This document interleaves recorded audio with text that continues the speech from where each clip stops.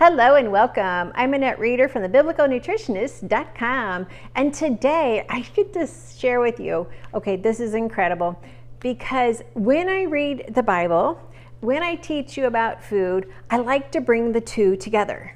Well, today is one of those opportunities. We're going to look at what's happened in Scripture and what's happened in today's world in Israel, and how we can put that on the dinner table, all in one package. Well, that's what we're going to share.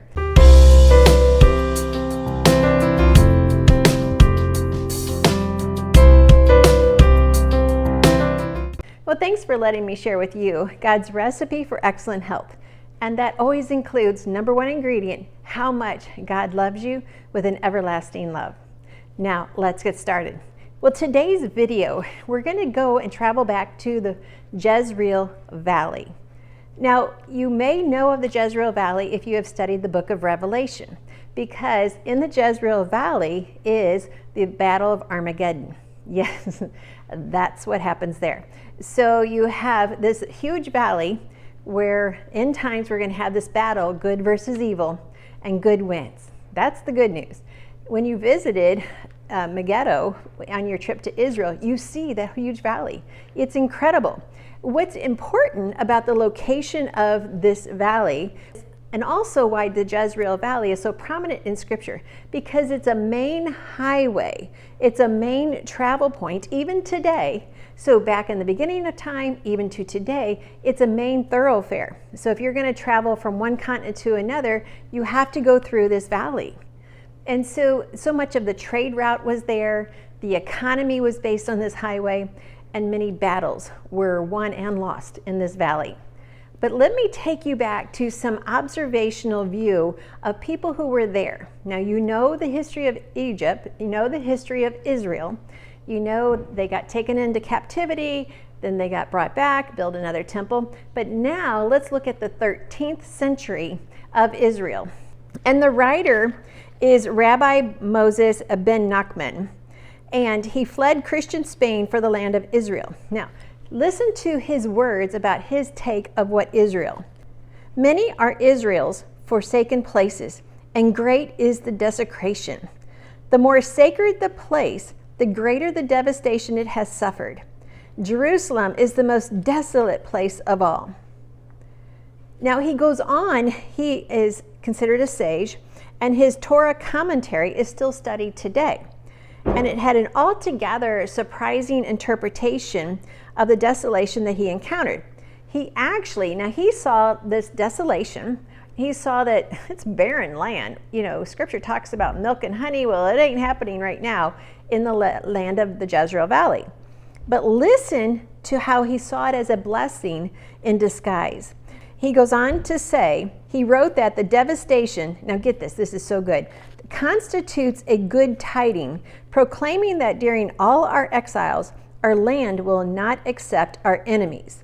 So since the time that we had left it, the land, meaning Israel, has not accepted any nation or people, and they all try to settle it.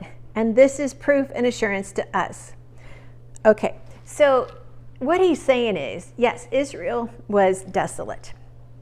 It was just a barren land.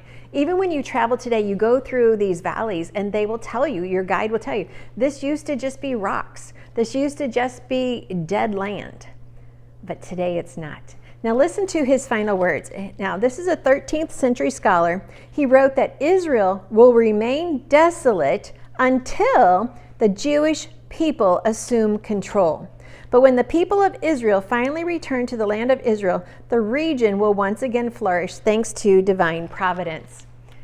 So in the 13th century, this rabbi knew that the land would soon flourish. Now, how did he know that? Well, it says that in the Bible. Now, let's go further ahead in time. Samuel Clemens visited Israel, and listen to the words that he shared in a letter back home. He wrote, "Of all the lands there are for dismal scenery, I think Palestine," referring to Israel, "must be the prince. Can the curse of this deity beautify a land? Palestine sits in sackcloth and ashes. Over it broods the spell of a curse that has withered its fields and fettered its energies." So Mark Twain was not impressed with Israel. And he was not impressed with the barrenness and just the death around the area. He said he traveled for miles and there was no family. There was a sparsely populated Bedouin tent here and a Bedouin tent there. He says it was empty. It was totally empty. Now, when you visit the Jezreel Valley today, now I'm getting to the dinner table, so hang in there. When you visit the Jezreel Valley today, it is an incredible agricultural miracle.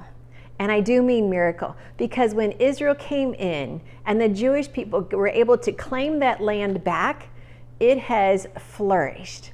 It has flourished with such crops that they are now, Israel feeds most of the European nations. They have more than their country can use. When you go there and you see crops and so much going on in the land, and it's green. Yes, there's still some brown spots where the rock places are, but they're beautiful too. But the greenery and the flourishing of the plants, it just shows you how God can bring back the life in Israel as he promised. He also promised in scripture that foreigners would come and tend the land. And so there's different places you can go to, like Hayavel, where you as a family can go for 2 weeks or 2 months and go and tend the crops up on the Mount of Blessing. It's a great place. I'll put a link to that down below so you can check that out. There are so many things in scripture that refer to blessing and a curse. So if you were to visit Israel today, you would go up to Mount Carmel, where Elijah called down God's wrath on Baal. And then you look out over the valley as you're up on that mountain and you just see the greenery that takes place there. Many battles were fought over the Amalekites and different people groups, the Canaanites. This is where Deborah, her battle was. This is where Gideon, one of his battles was. So much has happened here. When you travel, you're going to travel through the national park called Bet Shean. And that's just a beautiful example of what it looked like in the day of Jesus. Now, I'm telling you all this because I want you to think about the agriculture that is growing now in Israel and how it's an exact answer to God's word. Now, I also have a gift box from Artza, and their theme this time is the Jezreel Valley. And so I really wanted to show you what they're giving away in this box. Now, before I go into this box, I'm going to put a link down below. Go to my website, and you can sign up to be given this box because I give it away once a quarter. And all of those who enter in the link down below will be put into that entry. There might be a few things that are not in your shipment. I may pull a few things out just for my own enjoyment, but you'll get a lot of the things that I'm going to share with you today.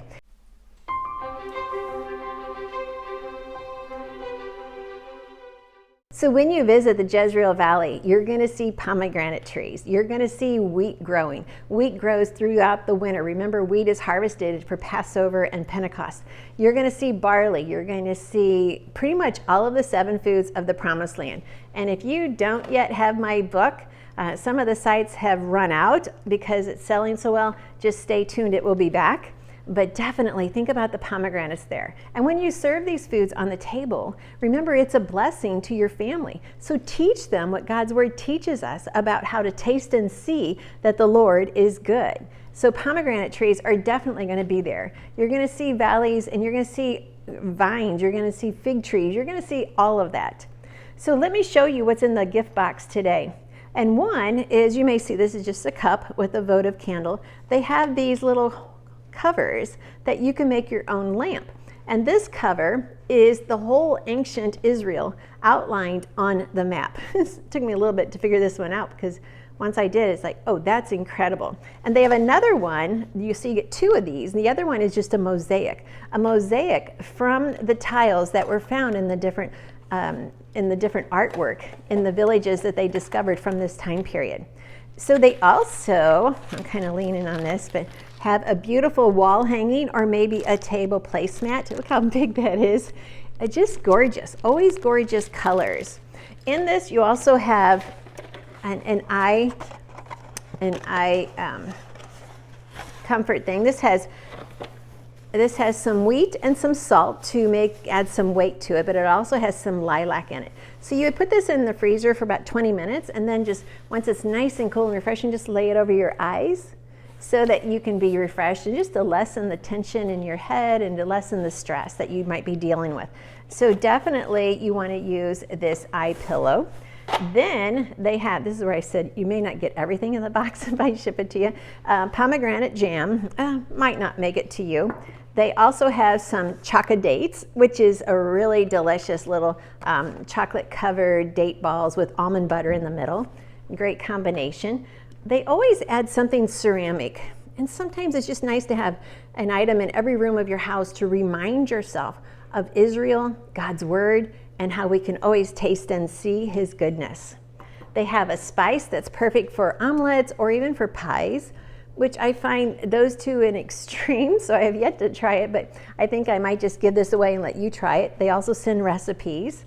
And there's always a nice lotion, a body lotion. This is a lilac. So all of these gifts that they put in the box are all being handcrafted in Israel. So if you want a taste of Israel, you want to experience Israel, and you live in Texas or Arkansas, you can have it delivered to your door. If you're interested in getting the Artza box delivered to your home, I so love this. It just seems like such a treat when it shows up on my front porch. Be sure and use the link down below, and there's a coupon code next to it so you get the best savings. In fact, 25% off is what they're offering the Biblical Nutrition family, and that's incredible. I am so happy that they've been so gracious to our family. So be sure and check the link down below. I think I've covered everything, but it's always good to have reminders. Reminders of God's promises, his provisions, and his grace. And we can do that by enjoying the foods that he teaches us about in his word and turning it into a delicious jam. We can do that by studying his word. What are the promises yet to come? And how is he going to answer those promises? Because the truth is, there is going to be a battle at Armageddon, and good wins. The Lord reigns. And if you don't know the Lord today, I just invite you to discover him for yourself. Just call out to him, say, Lord, I want to know you. Teach me who you are. Show me how to read your words that you wrote to me. And then serve some food on the table that is represented in Scripture so you can talk about the Bible. You can talk about what God is doing in your life.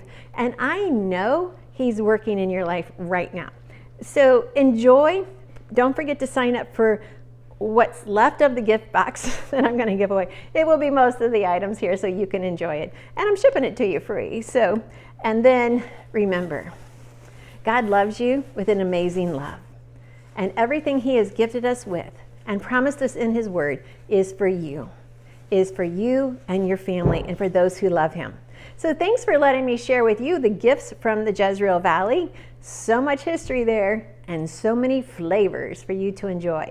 Thanks for watching. Be sure and hit the like, subscribe, and the bell if you want to get notified every time I post another video. And we have a lot to learn about God's word and food.